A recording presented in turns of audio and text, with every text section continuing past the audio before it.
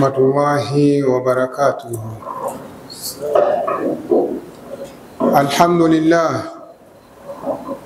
الحمد لله الذي هدانا للإسلام وما كنا لنهتدي لولا أن هدانا الله، ثم أشهد أن لا إله إلا الله وحده لا شريك له، وأشهد أن محمدا عبده ورسوله صلوات الله وسلامه عليه وعلى آله وأصحابه ومن سار على نهجه إلى يوم الدين. أما بعد، إخواني في الله، أوصيكم مع وصية نفسي بتقوى الله عز وجل، فقد فاز المتقون يوم القيامة يوم لا ينفع مال wala banun illa man ata Allah biqalbi salim. Ndugu Waislamu, awali ya yote tunamshukuru Mwenyezi Mungu Subhanahu wa Ta'ala, Mwenyezi Mungu ambaye kwa mapenzi yake amejalia kutupa uhai na afya na akatuelekeza kujua leo hii ni siku gani na tunapaswa kuwa wapi, na hatimaye tumeweza kuelekea tupo msikitini kwa ajili ya kutekeleza ibada. Ndugu Waislamu, jambo hili si kwa ujanja wetu wala si kwa kuwa sisi ni wazuri sana mbele ya Mwenyezi Mungu Subhanahu wa Ta'ala kuliko wengine ndio maana tumeweza kuwafikishwa katika jambo hili. Jambo hili ni huruma Mwenyezi Mungu Subhanahu wa Ta'ala. Jambo hili ni mapenzi ya Mwenyezi Mungu Subhanahu wa Ta'ala, ambayo tunapaswa kumshukuru Mwenyezi Mungu Subhanahu wa Ta'ala walau kwa kusema alhamdulillahi rabbil alamin. Lakini tunatakiwa kumshukuru Mwenyezi Mungu Subhanahu wa Ta'ala kwa kufanya na kutenda yale yote ambayo yanamridhisha yeye Allah Tabaraka wa Ta'ala, na kuacha yote ambayo ametukataza Mwenyezi Mungu Subhanahu wa Ta'ala kwa kufuata mafundisho ya mtume wetu Muhammad sallallahu alayhi wasallam. Ndugu Waislamu, na kujieni pamoja kuhusiana nafsi yangu katika kumcha Mwenyezi Mungu Subhanahu wa Ta'ala. Ndugu Waislamu, imekuwa ni kawaida katika msikiti wetu huu kuanza tafsiri ya hutuba ambayo itakuja kutolewa kwa lugha ya Kiarabu. Kwa hiyo inatangulia tafsiri ili watu wapate kung'amua ujumbe uliokusudiwa katika kile kitakachokuja kusemwa katika lugha ya Kiarabu. Hivyo hutuba yetu ya leo tumekusudia izungumzie ahmiyatul amni fil mujtamaa. Hutuba yetu ya leo, dhamira kubwa na lengo la hutuba yetu ya leo itajikita katika kuzungumzia umuhimu wa kuchunga amani katika jamii. Haya ni maelekezo ya Mheshimiwa Sheikh wetu wa mkoa, Sheikh Hassan Musa Kabeke. Ametutaka viongozi wa dini katika mkoa wetu huu wa Mwanza kwa kipindi hiki tujikite katika kuwakumbusha Waislamu umuhimu wa kutunza amani katika jamii.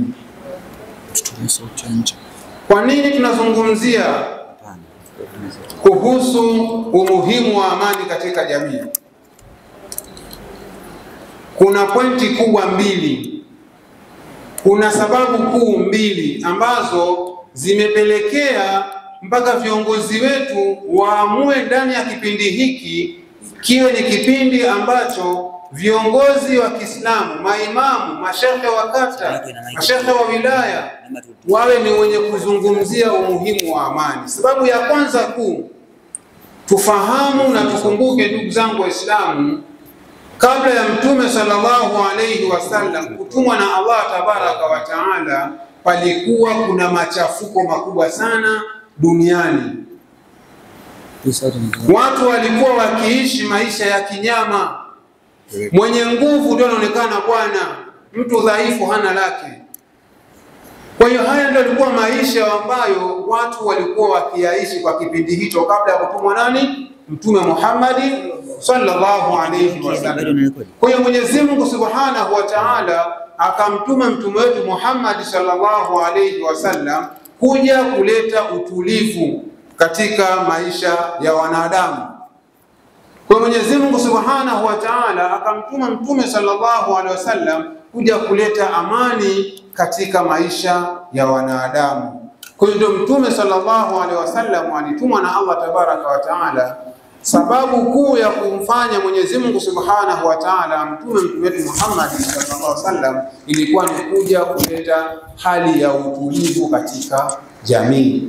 Na tunashuhudia hili aliyotumwa kweli mtume sallallahu alaihi wasallam. Tunaona miongoni mwa kazi alizozifanya ilikuwa ni kuja kuleta utulivu. Na yeye mwenyewe anasema sallallahu alaihi wasallam, bu'ithtu liutammima makarim al-akhlaq. Mtume sallallahu alaihi wasallam anasema nimetumwa na Mwenyezi Mungu Subhanahu wa Ta'ala. Dhamira ya kutumwa na Mwenyezi Mungu Subhanahu wa Ta'ala ni kuja kuweka mambo sawa, ni kuja kufundisha tabia nzuri, tabia njema.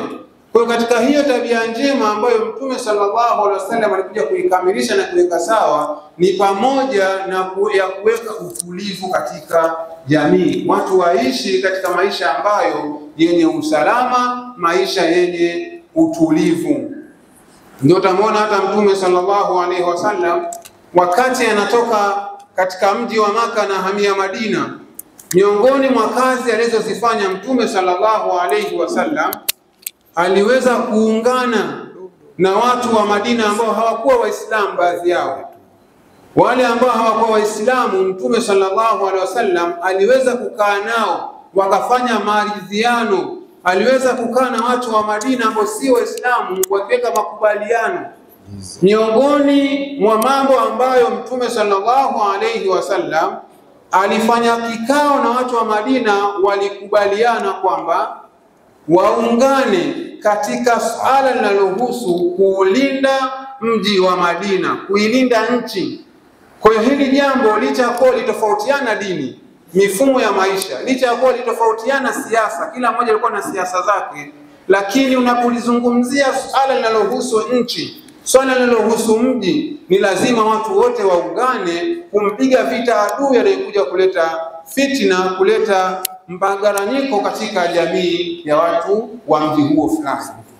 Kwa hiyo Mtume sallallahu alaihi wasallam aliweza kufanya kikao na wasiokuwa Waislamu, wakajadili masala makubwa ya kulinda mji wa Madina. Kwa hiyo walikubaliana na kweli wakaanza kuweka utaratibu wa kudhibiti mipaka ya mji wa Madina. Kwa hiyo tunaona Uislamu ni namna gani ambavyo umekuja kuleta hali ya utulivu katika jamii. Hiyo ni sababu ya kwanza kwa haraka. Sababu ya pili ni wakati tulionao hivi sasa katika nchi yetu ya Tanzania. Tunaelekea katika uchaguzi mkuu.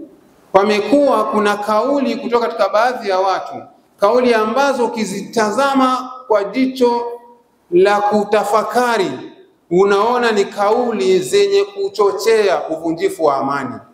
Sasa hizi kauli za namna hii kwenye nchi kama hii ambayo ina Waislamu wanaojitambua, kuna mashehe, kuna maimamu, kuna maustadhi ambao wanaijua dini yao, wanajua mafundisho namna gani Uislamu unatufundisha kuhusiana na umuhimu wa amani, basi ni lazima Waislamu mashehe wasimame kidete kuweza kuyakemea mambo haya na kuizungumzia jamii, kuwakumbusha lengo la Uislamu ni nini.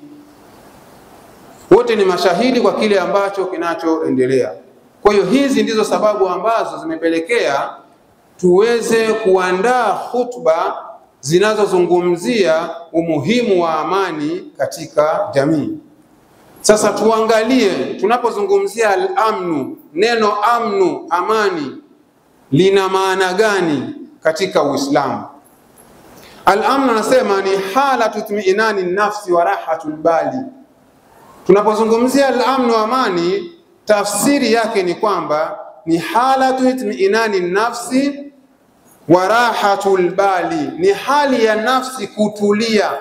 Nafsi kutulia lakini si tu nafsi peke yake kutulia, bali warahatul bali, na moyo kupata furaha na moyo kupata raha. Wa intifa'il khawf min kulli ma yukhafu minhu, na kuzuia na kuondoa kila jambo ambalo linaweza likapelekea kuondoa utulivu wa hiyo nafsi, kuondoa raha za huo moyo, kuweza kuliondoa. Min kulli ma yukhafu minhu, katika kila jambo ambalo linaweza likapelekea kuleta machafuko, aidha kuleta uvujifu wa amani.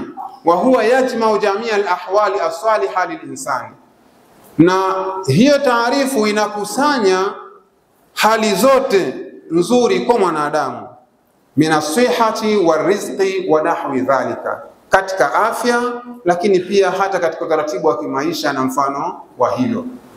Hapa yamegusa mambo mawili, lakini yapo mambo mengi. Imetajwa afya, lakini pia imetajwa riziki, mfumo wa maisha.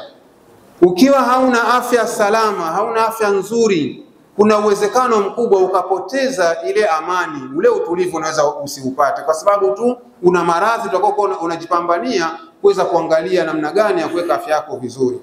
Lakini hata wakati mwingine ukiwa una afya nzuri lakini maisha hayako sawa sawa, pia unaweza ukakosa utulivu. Kwa hiyo hivi ni vitu ambavyo vimekuwa vikitazama, na walilahi alhamdu, katika nchi ambayo tunayoishi, viongozi wetu kwa umakini walionao, kwa namna wanavyoweza kujitambua, wametengeneza mazingira kuanzia kwa mtawala wa kwanza mpaka kwa huyu tuliye naye, kuweka utaratibu wa mifumo ya kujua Watanzania wanaweza wakatibiwa vipi katika vituo vya afya, lakini pia hata katika utaratibu wa kutoa ajira na kuwaletea Watanzania maendeleo. Na kwa sisi Waislamu, hata katika mkoa wetu wa Mwanza, hili jambo kiongozi wetu amelitazama.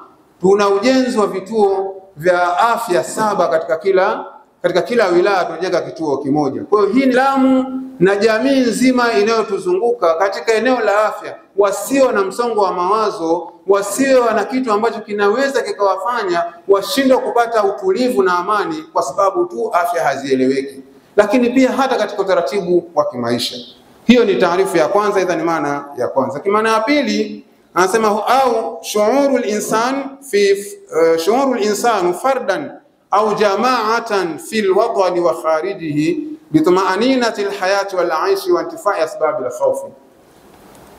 Taarifu nyingine ya neno amani, makusudio neno ya amani ni shuurul insani fardan au jama'atan fil watani au kharijihi, ni mtu kuhisi, mtu mmoja mmoja aidha kundi la watu kuhisi utulivu katika nchi anayoishi au hata nje ya nchi anayoishi, akawa anahisi ana utulivu wa kimaisha, ana utulivu wa hali ya uhai alionao.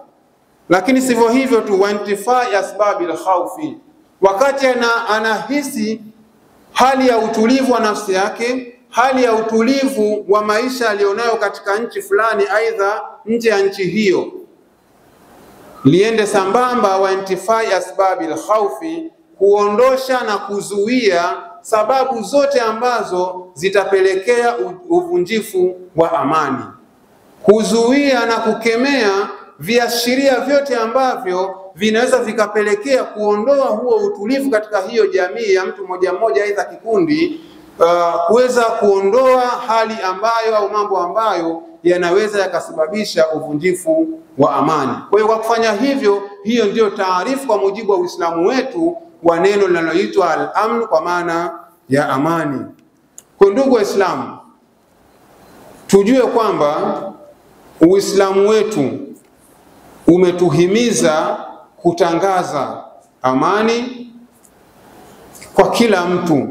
Kila mwanadamu anatakiwa atangaziwe amani, ahakikishiwe amani kwa maana ya utulivu. Na Mtume sallallahu alayhi wasallam anasema katika hadithi ya Abi Huraira radhiallahu ta'ala anhu, anasema walladhi nafsi biyadihi la tadkhulul jannata hatta tu'minu wala tu'minu hatta tahabbu afala adullukum ala amrin idha fa'altumuhu tahabbtum afshu salama bainakum. Katika hadithi hii ya Abi Huraira, Mtume sallallahu alaihi wasallam anasema na hapa kwa yule ambaye nafsi yangu mimi ipo mikononi mwake.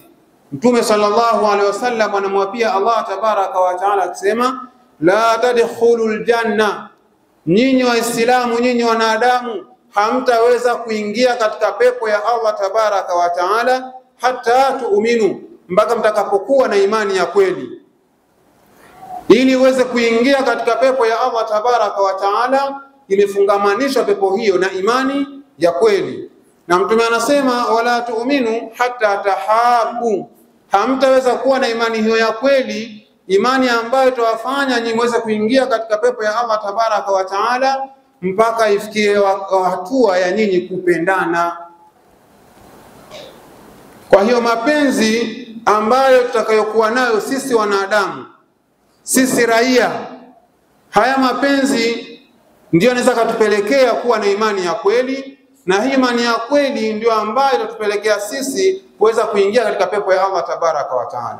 Sasa Mtume sallallahu alaihi wasallam anatuelekeza, anatufundisha Waislamu na wasiokuwa Waislamu ni jambo gani ambalo tukilifanya litatutengenezea mapenzi haya ya kweli ya kutuingiza katika pepo ya Allah tabaraka wa taala. Mtume akasema, afala adullukum ala amrin idha fa'altumuhu tahabbtum, hivi jamani hamtaki nikufahamisheni jambo, hivi nikujulisheni jambo, nikufundisheni kitu ambacho mkikifanya itasababisha nyinyi muweze kupendana? Mtume akasema, afshu salama bainakum. Afshu salama bainakum kuna maana mbili. Afshu salama bainakum, toleaneni salamu, kuweni na mazoea ya kusalimiana, kujuliana hali. Umeamka nyumbani kwako, lazima kabla hujaenda kazini kwako ujue jirani yako ana hali gani.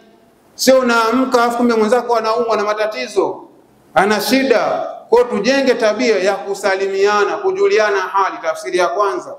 Lakini tafsiri ya pili, afshu salama bainakum, maana yake enezeni amani kati yenu.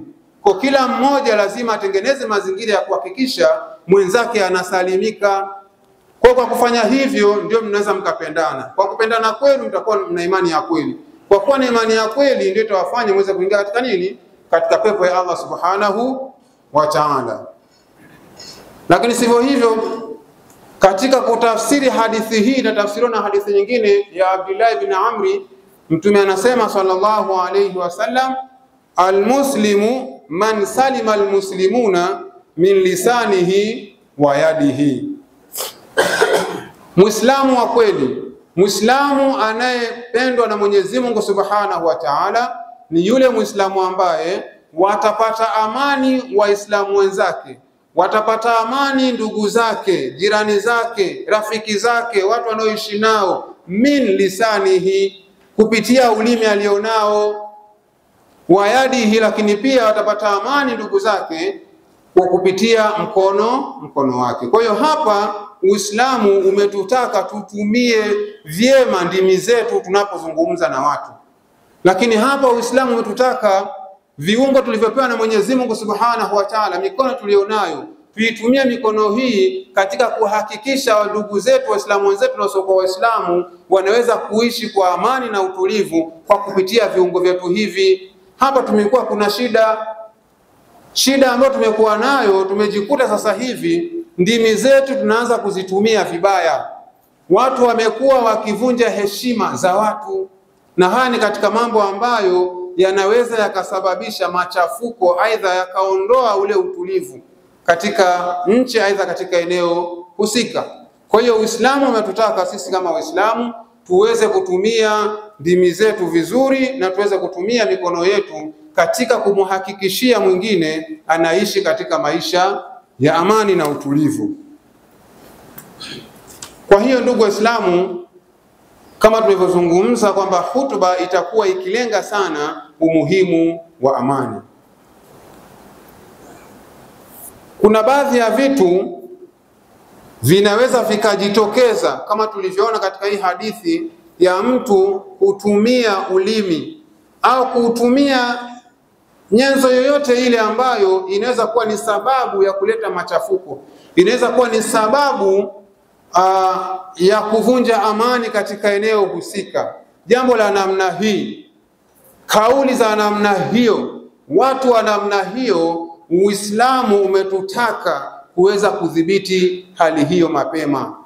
Kuna kanuni za kiusuli zinasema dar'ul mafasidi muqaddamun min jalbil masalihi.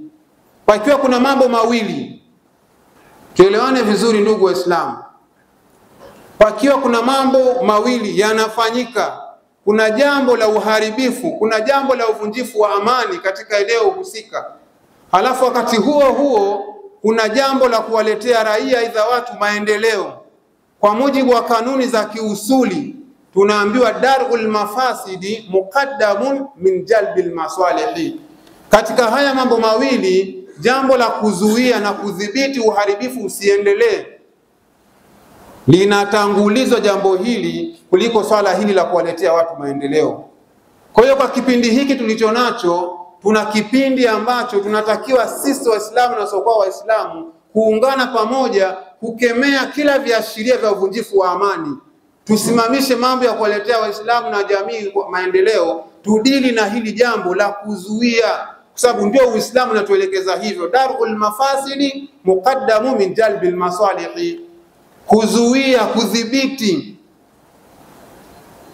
viashiria vya uvunjifu wa amani. Jambo hili la kuzuia, la kudhibiti linatangulizwa kuliko kuwaletea watu maendeleo. Na katika hili ndugu Waislamu, yanapotokea mambo kama ya namna hii ya kuwadhibiti watu ambao wanaosababisha aidha wanaweza kaleta hatari katika jamii, wanapokuwa kidhibitiwa, pasipatikane watu wa kuwatetea. Wewe unajitokeza kumtetea mtu anayefanya vitendo vya uovu, unaingia katika laana ya Mwenyezi Mungu Subhanahu wa Ta'ala. Hadithi ya Ali bin Abi Talib radhiallahu ta'ala anhu, laana za Mwenyezi Mungu Subhanahu wa Ta'ala zipo katika watu wa namna 4. Katika hadithi ya Ali bin Abi Talib radhiallahu ta'ala anhu anasema, qala Rasulullah sallallahu alayhi wasallam, Mtume sallallahu alayhi wasallam anasema, laana Allahu man laana walidahu, Mwenyezi Mungu Subhanahu wa Ta'ala amemlani mtu ambaye anemlaani mzazi wake. Wewe unemlaani mzazi wako, unemfanyia mabaya mzazi wako, unataka kumheshimu mzazi wako, unemtukana mzazi wako, kwa kufanya kitendo hicho, basi Mwenyezi Mungu Subhanahu wa Ta'ala amekulani. Lakini sivyo hivyo, bali unaweza kuwa wewe haumlaani mzazi wako, haumtukani mzazi wako, lakini kitendo cha kumtukana mzazi wa mwenzako, na wewe pia unahesabiwa ni katika watu ambao wamemtukana mzazi wako, kwa sababu yule uliyemtukania mzazi wake na yeye atasimama kumtukana mzazi wako. Kwa yule akimtukana mzazi wako, wewe ndio utahesabika umemtukana mzazi wako. Kwa hiyo kwa kitendo hicho Mwenyezi Mungu Subhanahu wa Ta'ala na yeye atakulani. Lakini usiende tu kwa mzazi. Ametajwa mzazi sababu mzazi ana daraja la kiongozi katika familia. Liachie ujitanue katika tafsiri pana. Hivyo hivyo wewe ambaye unemdharau, unamdhalilisha na kumtukana kiongozi wako, ima anaweza kuwa kiongozi wa nchi, anaweza kuwa kiongozi wa dini, kwa vyovyote atakavyokuwa, midhali tu ni kiongozi. Ukifanya hivyo, basi utambue Mwenyezi Mungu Subhanahu wa Ta'ala anakulani. Kwa hiyo tusije tukawashabikia katika mifumo ya laana Mwenyezi Mungu Subhanahu wa Ta'ala, tukajikuta na sisi kwa kuwashabikia watu hao tukaingia katika laana ya Allah Tabaraka wa Ta'ala. Lakini katika hadithi hii Mtume anaendelea anasema, wa laana Allahu man dhabaha li ghairi Allah, lakini pia Mwenyezi Mungu amemlani yule anayechinja kwa asiye kwa Mwenyezi Mungu Subhanahu wa Ta'ala, anayechinja bila kufuata misingi na utaratibu wa dini ya Kiislamu. Mwenyezi Mungu Subhanahu wa Ta'ala mtu huyo pia amemlani. Lakini jambo lingine au laana ya mtu mwingine, Mwenyezi Mungu Subhanahu wa Ta'ala anasema, Mtume sallallahu anasema, wa laana Allahu man awa muhdithan, na hapa ndio mahali ushahidi napopakusudia.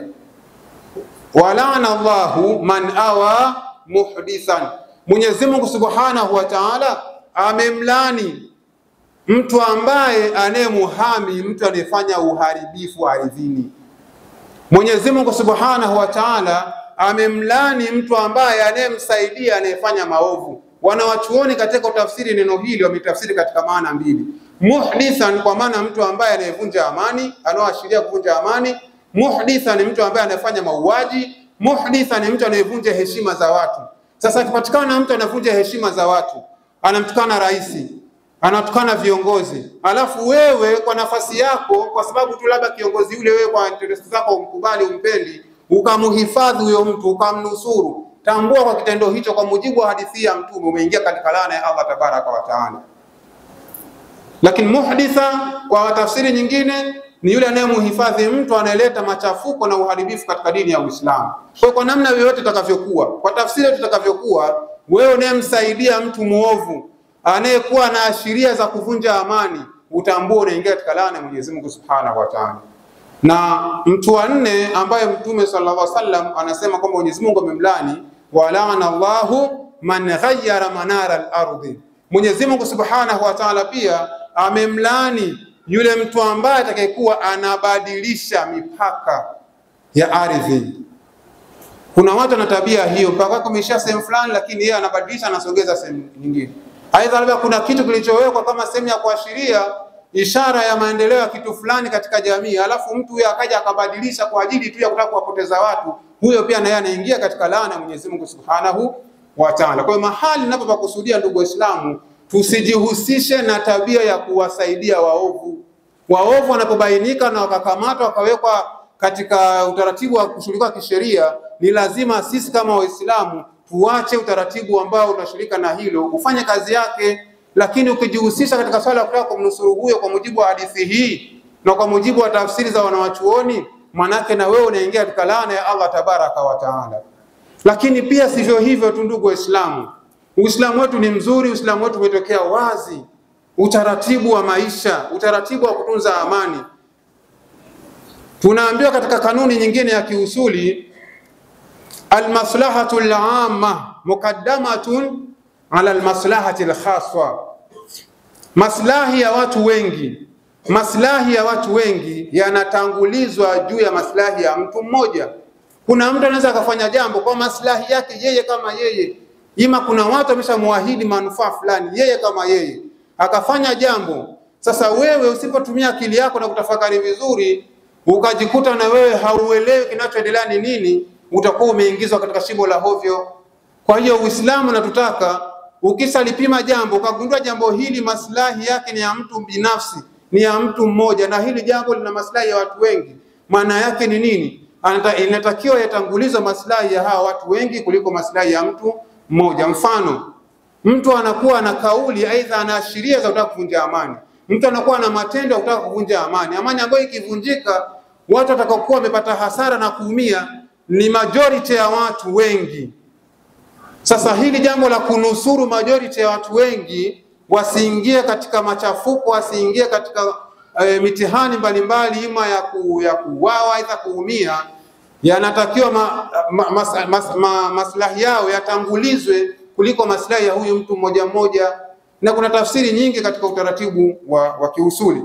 Kwa ndugu Waislamu, Uislamu wetu sisi umetutaka tuishi vizuri. Umemtaka mtu aishi vizuri, amhakikishie amani jirani yake, amhakikishie amani mtu ambaye anayeishi naye. Imekuja katika hadithi ya Bwana Mtume sallallahu alaihi wasallam kuonesha msisitizo na umuhimu wa amani.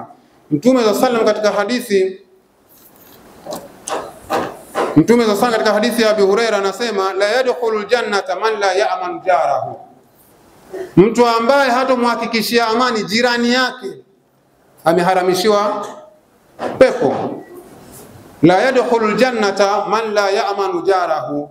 Mtu ambaye hatamhakikishia amani jirani yake, mtu huyo afahamu kabisa hawezi akaingia katika pepo ya Allah Subhanahu wa Ta'ala. Kwa huo ndio utaratibu wa Mwenyezi Mungu Subhanahu wa Ta'ala. Mwenyezi Mungu Subhanahu wa Ta'ala ametutaka sisi wanadamu tuishi katika maisha ya amani na utulivu.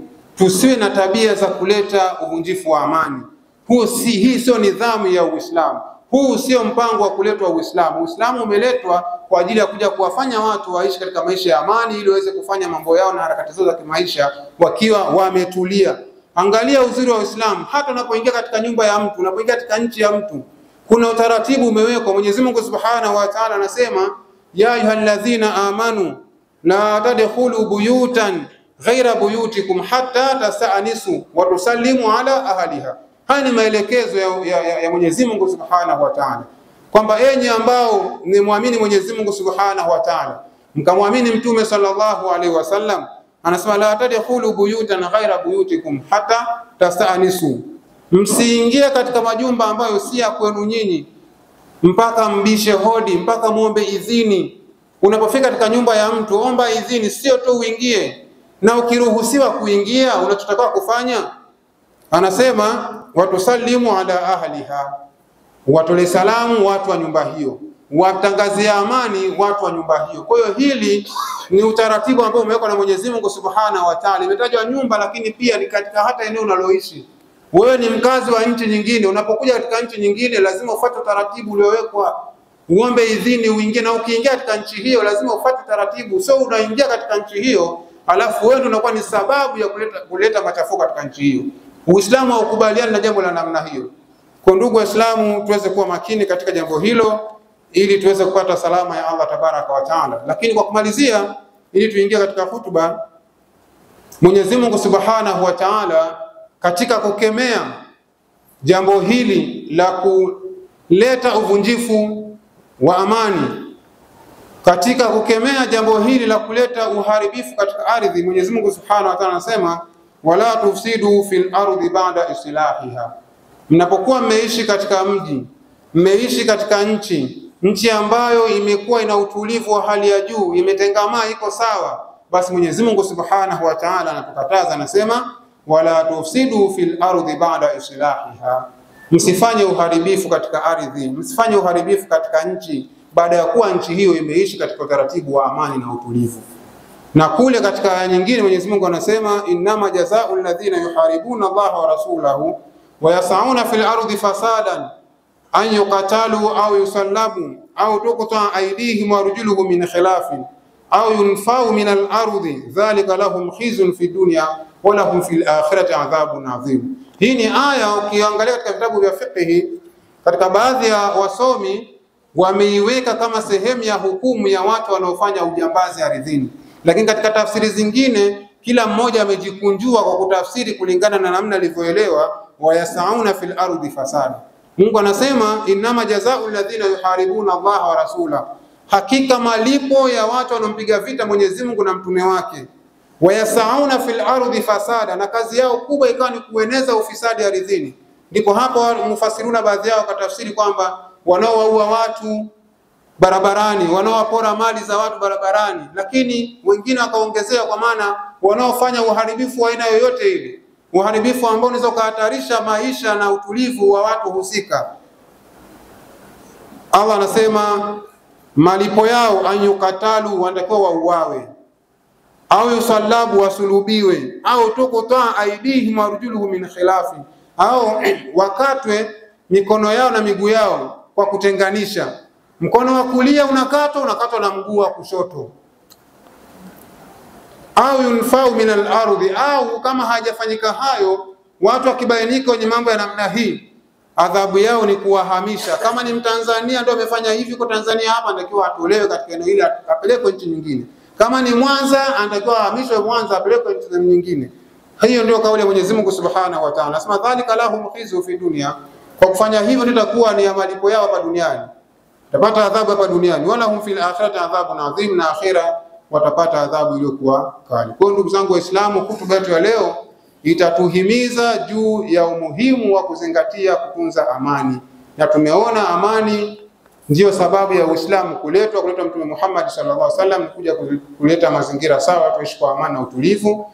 Na tumezuiwa na Uislamu kuanzisha jambo la aina yoyote ambalo litapelekea uvunjifu wa amani.